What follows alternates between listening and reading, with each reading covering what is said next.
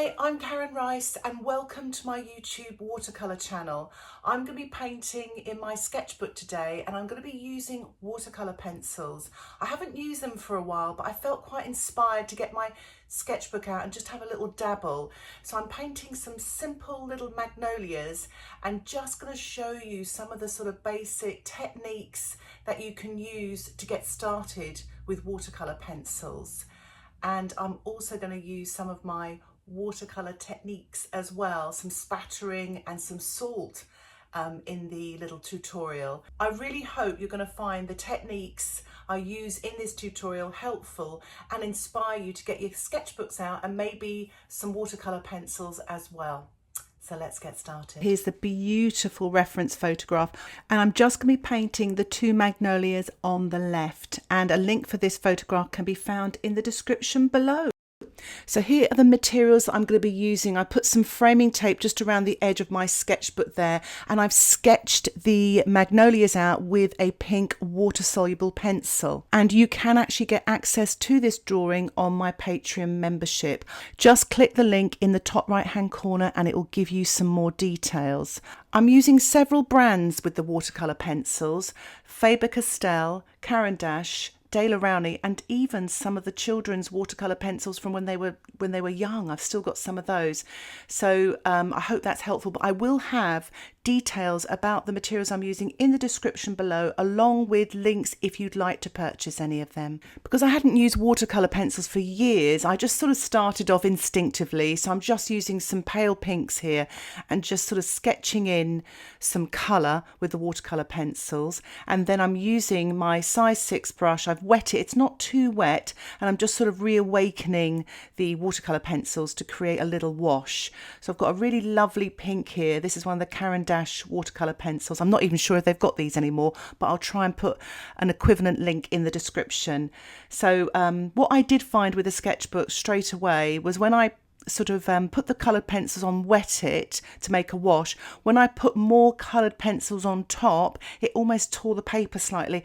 It may be I was a little bit heavy handed, or it might be this sketchbook doesn't like it. What I would advise though is make sure you use watercolour paper, because it can really sort of cockle and sort of buckle the paper. But as you can see now, I'm getting a little bit more into the painting now. I'm applying the pencil sort of just really sort of, you want to put it on quite soft to begin with, and then sort of get a little bit heavier but not too heavy. And I'm using darker colours like the purples here to create the darks. I'm starting at the top there with my size 4 brush, and I'm just sort of blending down. But to be quite honest, I'm really just finding my way here, just experimenting, seeing what works. So there's quite a dark area here, and I've used a bit of red and pink and a bit of violet just to create this dark here. I'm quite pleased with that left hand magnolia, but I feel I've learnt something as well. So what I've decided to do is just put all the coloured pencil on first of all, instead of sort of swapping all the time. So I'm concentrating a lot on the dark areas because I feel that they will give me my light as well. So I'm just using some of the magentas, reds, pinks, whatever I've really got in my little colouring pencil box here. Some colours are actually missing. I think I've had this for quite a few years, so I haven't got all the colours I needed, and I chose a colour of flower that was quite hard to match. But it's working out quite well. I'm actually really enjoying this, and put a little bit of sort of dark blue at the bottom here to create some of the dark, just experimenting again to see how these sort of watercolours blend together as well. So I'm starting off now with a very sort of limey green colour, touch of yellow there. I love painting stems like this because there's so much colour and variety in there. So I'm going to use lots of different colours.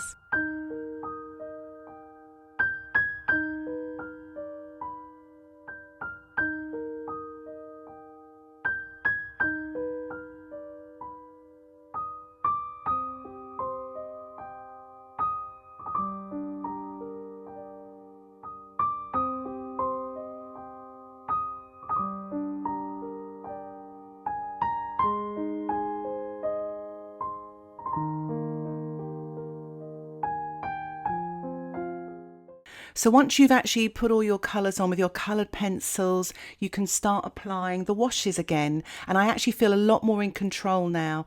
And I'm using my size 6 brush. Start with the lightest areas first at the top and then move down to the darks. If you move the darks, you'll pull them up to the light and you might lose your light.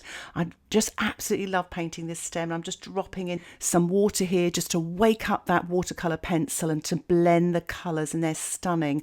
Now this is the thing, this is the real test here of the watercolour pencils. Doing a background, I remember doing this years ago with watercolour pencils and I just found it just left lots of marks. Now I'm using a not surface paper and I'd recommend that, or even smooth watercolour paper. I think rough will leave too much texture marks unless that's what you're looking for. So I'm using browns and blues and just sort of really subtle colours, trying to really emulate what's in the background in the photograph as well, because obviously I want these pinks to come forward.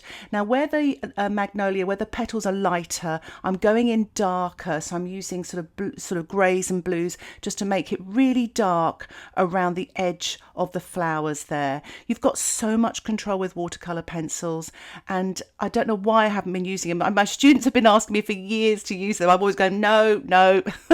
But, you know, I just sort of looked at them the other day because I was sorting through all my stuff, all my art stuff, and I just thought, oh, I'll just have a little go. And it just sort of, you know, came onto this, and I just was so impressed with how this sort of looked and turned out, and just the feel of it and the accessibility as well. It's so easy just to sort of get them out, just do a little bit of sketching. You can even wet them later. So I'm just carefully going around here now with some sort of pale greens and things like that. And it's just really, so look at that. It's all quite rough really what I've done there. So I'm using my size 10 brush and just wetting. I'm sort of quite pressing quite hard just to get everything moving.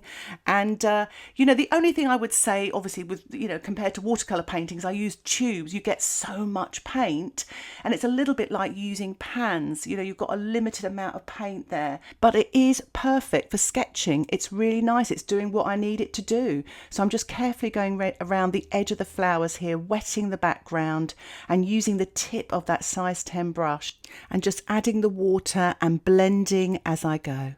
Love the colours that these watercolour pencils are giving me as well. They're lovely and soft and very neutral. Now this is a little trick I show my students. The background is wet, so you must make sure your background's wet. I'm using sandpaper and the watercolour pencils to actually apply the pigment, and it creates some lovely textures there. Because it's wet, it'll stick afterwards. You can actually use pastels for that as well, which is good fun. So I'm just sort of going in and out around the flowers here just to really sort of create sort of darks and lights. So where the petals are darker, make your background lighter, and where your petal is lighter, make your background darker, and it really creates some depth in your painting.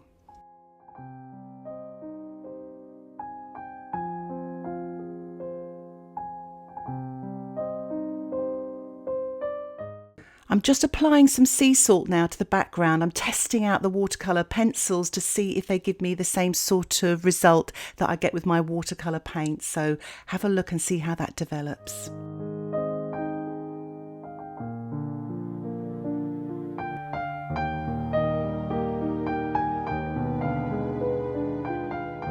I've actually allowed my painting to dry, and I'm just applying a little bit more of the watercolour pencils. So I'm just putting these darks on using reds and violets and dark pinks, and just sort of pressing quite hard to get these darks, because I'm going to apply some water to dilute, to sort of make it a little bit softer, and just to see how that works, see how these watercolour pencils hold up to creating darks and that second layer.